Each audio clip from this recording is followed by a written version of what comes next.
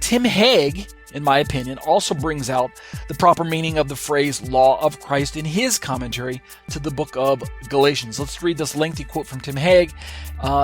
He goes on to say that Yeshua's emphasis was upon living out a Torah in which genuine love for God and love for one's neighbor, right? Notice the dynamic between our individual and personal relationship with God and our corporate relationship with one another. It's that horizontal and the vertical relationship that I described a few weeks back that forms a convenient cross, right? The line that goes from earth to heaven and the line that goes side to side, left to right, from top to bottom and from left to right.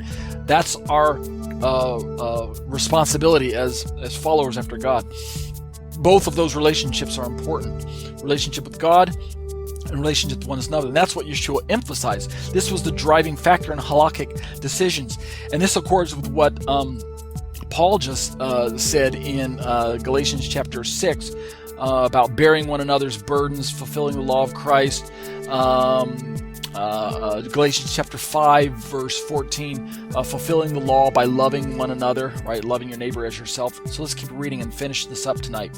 While the sages, Tim Hegg says, were expert at piling burdens upon men's shoulders without lifting a finger to help them bear the load, right? Recall Matthew 23:4.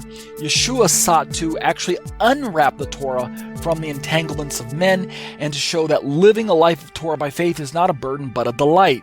This is something that we Messianics try time and time again to explain to our Christian friends and counterparts who don't espouse to following after the Hebraic lifestyle. We try to explain to them that we don't keep the Torah to become saved, we keep the Torah because we're saved, and that our keeping the Torah is a delight. It's not a burden, it is a delight. This is what we try to explain to them, that keeping of the Sabbath and kosher and keeping the festivals, all of this is a delight to us. We delight in doing after what God wants us to do because the Torah is written on our hearts. Jeremiah 31 through 34. All right, let's keep reading. So Yeshua brought this delightful Torah to us, and that's the law that Messiah upholds that Tim Hegg's trying to highlight.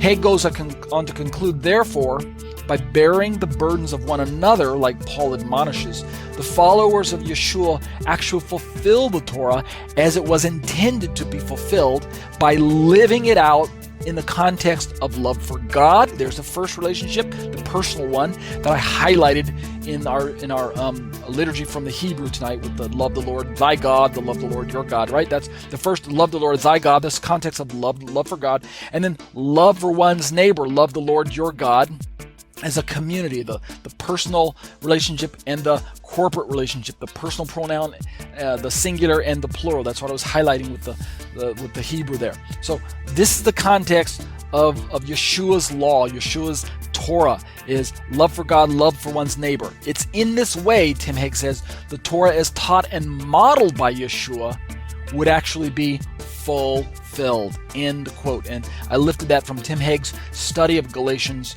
which is available for sale at www.torahresource.com, page 214.